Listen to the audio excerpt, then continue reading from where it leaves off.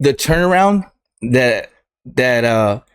that's happened in my life compared to every other turnaround I've had is completely different. And what I'm referring to is the addiction part of my life. Okay. So unfortunately, I've been someone who has been addicted to substances for about 2 decades. Okay. So the amount of relapses, I couldn't count with these hands, Right. you know, but it literally took that rock bottom hit, you know, people call them God shots. It took a God shot, just absolute devastation, no turning back, hopeless. You're stuck in the pit with no ladder. People are just walking by and you don't even know how to ask for help, you know? Yeah. So it's something that put me on this conversation with you lately. I want to put it out there. I want to be the person that tries to make a difference in this situation, you know? Our city, just like a lot of cities across the nation, you know, are just doing terrible. Devastating. Everywhere you go, it seems like every major cross street, there's somebody panhandling or people just walking and you just see the struggle. Aimlessly walking. Bro, it's crazy, you know? Guys with their wives and there's, you know, and they're having their relationship fits right out on the street for everybody to see. Yeah, and now it's causing problems with the youth now. You know, especially with those young people that have no direction because they don't have parents, or maybe they do have parents, but they're not stable. So what they see is just darkness, bro. It's just darkness, you know, and they have nothing to fall back on. So, you know, they start hanging out with the wrong crowd. And before you know it, people, they want to try these different drugs, right? And at first it's like a fun, adventurous trip, you know? And one day, and it could take 3 days or a week later, maybe a month later, you wake up and you have no control of it. And it's no longer fun, you know? It's no longer fun. And as a matter of fact, depression seeps in, and it's just something that you can't control. And now you're surrounded with a bunch of depressed people, and it's the same cycle every day. No drive, you know. That's crazy. Dark days on a sunny day. Damn. I'm sorry. It's all bad, bro. So that's my main mission now. You know, I feel like God has called me out to be some sort of public speaker, you know, and you know, as well as a career pathway, you know, trying to help people recover, trying to especially, like I said, the youth. You know, I've been seeing on Facebook lately a bunch of runaways, you know, Right. a bunch, more than ever, bro, and they're getting caught up in these rings. You know, it's scary, bro. I have an 18-year-old daughter, you know, and I mean, now my main focus is to make sure that I keep communication, you know, as much as I can, you know, even though she's an adult now, because before you know it, like I said, you know, your kids will slip away just like I slipped away from my parents at a young age, you know? Yeah. Where are you from? What state are we in right now? I mean, We're gonna go worldwide. we from the Grand Canyon State, baby. Yep. You know, right here in 520 Tucson, Arizona, South Tucson to be specific. Grew up in a neighborhood named Desert Shadows. You were right down the street from me. That's how we met. That's how we met. You know, we used to jump in the studio and do music, work out. You know, and then one day, you know, basically we all just teamed up with a bunch of people that led to illegal activities. You know, a bunch of It just started off as kicking in as friends in the neighborhood, going to each other's houses, smoking some weed. Yeah, we used to smoke like 10 blunts a day, And bro. it was just, for me, anyways, in a sense, it was just wasting time. And then it's just like all day hanging out. Yeah, and what it is like we didn't have a purpose. Yeah. You know, that's my main focus. Like I said, if you don't have a purpose, right, you're just gonna be out there. Even if you have your things together, let's say you have a good job, right? Let's say your kids are fed and clothed and a roof over their head, right? But you go to work and you don't like your job. You hate your job, you know? And every day you're going through the same repetition, you know? And what makes you happy? Laying down? Kicking it with a homie. Like what kind of purpose is that, bro? I'm not saying everybody has to have the same purpose and that your purpose has to be like world changing, but like everybody needs to find their purpose, bro. You know, your purpose might be turning your kid into a pro athlete. Oh, that's big. You know, helping the community, helping the kids stay, you know, and that's not necessarily addiction based, you know, but me, like on my part, because I've been through it so many times, right? There's nothing you can tell me about this at all, you know? And I've been through numerous rehabs. I've been incarcerated like 25 times, you know? Crazy. So like basically like this is it. This is where we're at. You know, I'm trying to help people like people help me, you know? Like when I went to this last rehab, it's called the ARC Rehab. Okay. Online, I think it's America's Rehab Campus, but when we were there, it said Arizona's Rehab Campus. I mean, it don't matter. But I mean, I'm just letting you know. There was people there, bro, that literally like you can tell that they were super focused and that they cared, you know? They cared, bro. And you know they didn't get paid well, you know, but like they enjoyed their job, bro. You know, they're like, I love coming to work. I remember them saying that. And I remember sitting there, right?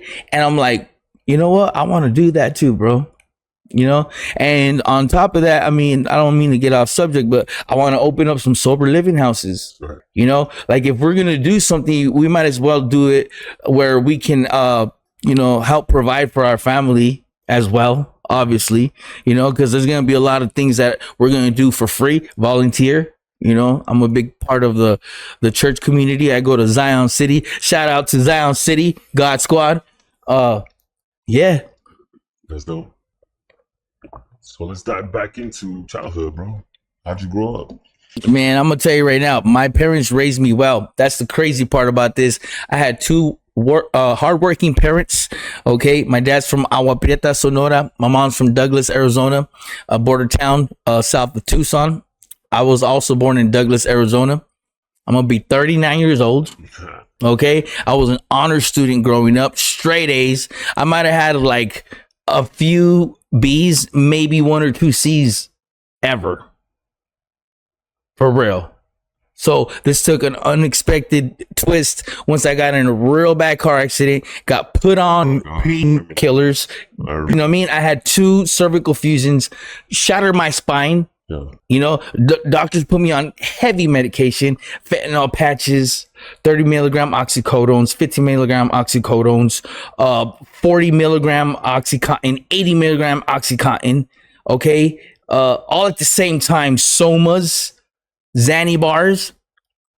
Crazy. A substantial amount, you know, where you're addicted and you can't do nothing about it. And at 18 years old, I had no idea what addiction was. I had no idea that this would take that turn, you know, and that led to where we're at right now, bro.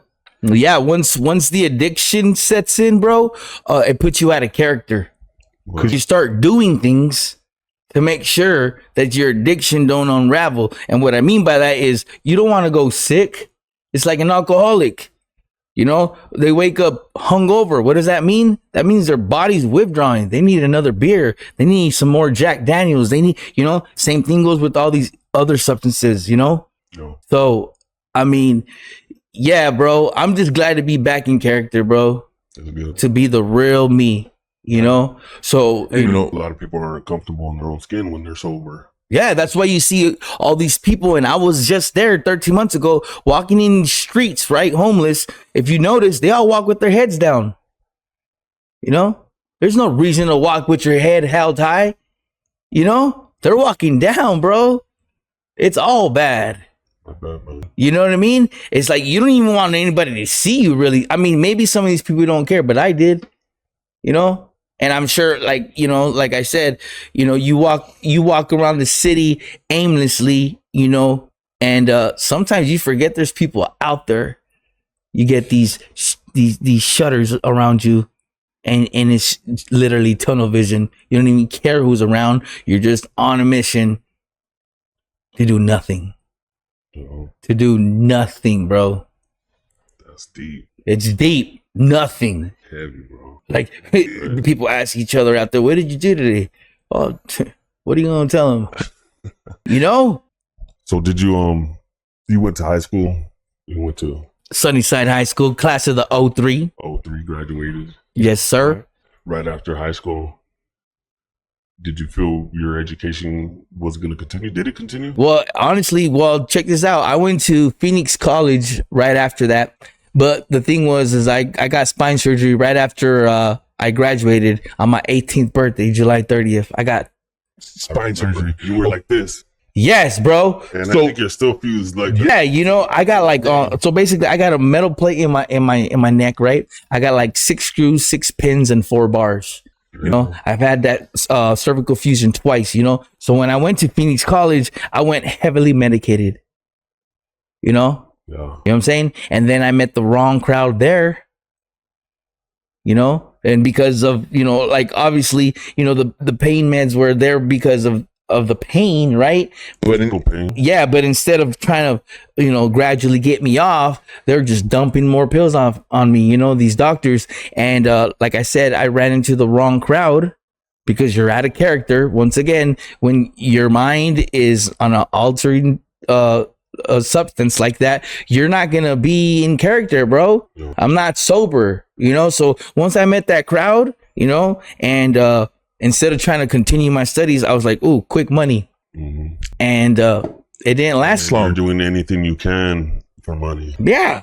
It's down to people could be just depressed, Yeah. you know, mental breakdowns, you know. Like Is it- it's too tough. Yeah, dog, it's called, there's a term called radical acceptance, you know, and not being able to accept like certain points in your life, Yeah. you know, that'll hit you radically, bro. A midlife crisis. You're not mentally stable. You know, you're trying to figure things out and then you get overwhelmed. You know what I'm saying? So like this journey right here has been the hardest thing I've ever done in my life, Yeah. you know, to be redeemed, bro, you know, and I have a lot of work to do. But one thing I can tell you is I learned that simple saying a day at a time, you know, because if you're talking to yourself, you know, and you're telling yourself, you know, I was addicted to this, I was an alcoholic, you know, I was a drug addict, you know, I was addicted to gambling and to pornography, blah blah blah, you know, and you're like, you know, and you go to rehab or whatnot, and then someone tells you, you know, you got to be sober for the rest of your life, and you're like, the rest of my life, you know, I got to do this forever. Like, you know what I'm saying? And like, no, bro, it's just today, just chill today. Figure out today how you're going to be able to manage and cope with all these crazy thoughts. Cause you're going to get thoughts. You're going to get urges. You watch a boxing match and you see all these advertising Corona and blah, blah. And then, you know what I'm saying? You want to have a beer. Oh, yeah. You know what I mean? I mean, it's going to be tough. It is tough. It's tough. bro. It is tough. Especially Living out here in Arizona, you see a cold Corona. You know what I mean? exactly. But you know what I'm saying? I mean, mean- there's ways to go around that, bro. You know, and a big part of that is your surroundings, your community. And that's one thing I've done is I changed everything. Yeah. I changed everything, dog. My whole circle is different. That's the only way to go. You know, you can't isolate. Don't try to be macho. Throw your pride and your ego out the window. Ask for help. The smartest people in the world ask questions, bro. Mhm. That's it. I mean, you got to figure it out. To be real with you, like sitting here right now, you know, it's like living in a moment. You know, these are the moments that you remember forever, bro, because I shouldn't be here. I should be a lifer. Yeah. You know, if you stacked up my charges, I'm done. And honestly, a lot of people that maybe weren't like heavily addicted, they just had their little runs, little year here, little year there, Yeah. you know, they got their little secrets. They did terrible things, you know, and honestly, if you didn't get caught for that, you better stop, you know. And me, like now, I think about that every day. Whenever I get a little urge to, like, I don't know, just you want to be adventurous, right? You know, I'm not saying necessarily do something like that's gonna get me in trouble, but you're like, you know, you got to change your way of thinking, you know, because I'm not supposed to be here, you know, like, you know, as far as because of the things I've done, you know. And I mean, that's not, I haven't even brought up my overdoses. I overdosed 5 times, you know, on fentanyl. So, you know, and there's a lot of people that can relate to me walking miracles, bro. We're already a miracle, but just being born, we're a miracle. So if you've been through the things that we've been through, like, bro, you're the golden child. Don't take it for granted. You know, there's more than one golden child out here. We're all golden, you know? And, you know what I'm saying? And everybody has something to give, you know? Like, it's crazy. Like, it's crazy. You can have a group of people and, you know, a bunch of wise men, right? And then this youngster walks in and, he can say one simple little line that'll change the life of a couple people. Like, you know what I mean? We don't all know everything. You know, I used to be like, oh, I don't want to hear it. I don't want to hear it, you know? But now I'm kind of like a book nerd. I've been reading books, That's bro. good. I've been reading You know books. how long it's been since I You know what I'm saying? I let go of that. You know, like Fall asleep. 2 decades in addiction, you know? Yeah. I didn't pick up no books. Mm. You know what I'm saying? So now I'm like, I'm rewiring my brain, bro. And it takes time to get all that back, you know? But like I said, if you have the will, then it's gonna happen, bro. There's nothing that can stop us from doing things, bro. Yeah, it's yourself. You know, like, especially if it's legal.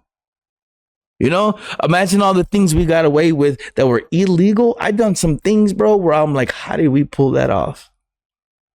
So just imagine you doing things legally, right? And you're like, oh, that seems impossible.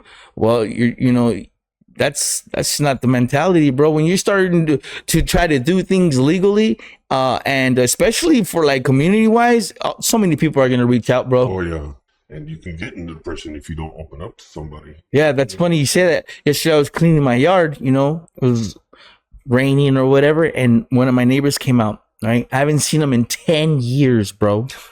And something told me, go talk to him, you know? And bro, I'm on my way over there and you could just see the sadness in his face. His wife passed away, right? And he's been by himself for probably 5 years, you know? And you know, that 5-minute conversation, I told him, hey, check this out. I know we don't talk a lot, you know, but I'm back, you know, I'm back. And in the back of my head, I'm like, you know what? I'm gonna try to go out of my way to invite him out to lunch one day.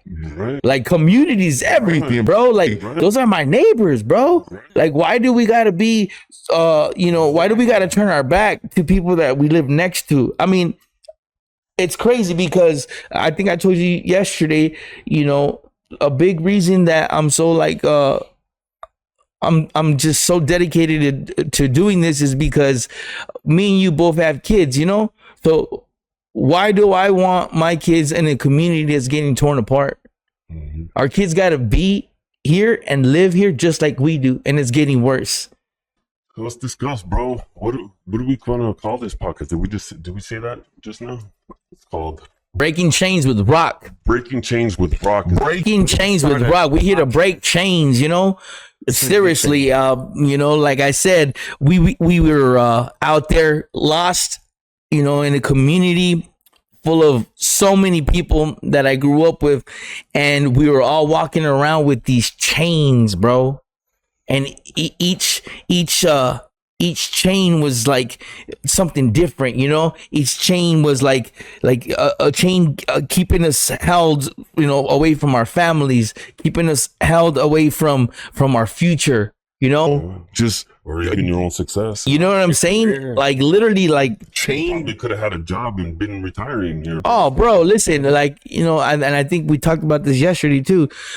People with no vision, you know, I'm going to make my first vision board. Man, you said- I'm 39 years old. I've never sat down and made a vision board, you know, and I'm going to take my time with it, you know, and I'm going to hang it up. I mean, we might as well put it up here somewhere, you know. Okay. It's going to go on to a lot bigger, something a lot bigger than that, you know. We're going to have people come through that have different I guess you could say different testimonies, because all these testimonies, they all have different messages, bro. Even though they come from the same background, they all have different messages. Someone might be able to relate to me, but when I bring my boy in next week, they're like, hey, this one hit me. Yeah. You know, this one hit me. You know what I mean? And we all make decisions based on what we know. And if we don't know much, then what's going to happen? Yeah. You know, I'm trying to learn. Sure. I'm here to learn, dog. I'm glad we linked up, bro. I missed you. I love you. I love you too, Pedro. You know what's good. We're going to hit the ground running with this most definitely, you know. So stay tuned. This was my interview of Rocky, Mr. Rocky, neighborhood homie back in the day. We're here now, right? Yes, we're here, blessed. For the future, blessed. Thank God. Anything you want to say before we cut it? Basically, just excited. I'm really excited about this. I just want to give back to a community that I helped tear apart, you know, to be quite honest. You know, menace to society, like, you know, running around doing everything I could for my own benefit. It's just selfish, you know. Yeah. But anyway, from here on, basically, it's gonna be nothing but uphill. So stay tuned. We'll see y'all soon. Catch you later. Right. Right on. Breaking chains.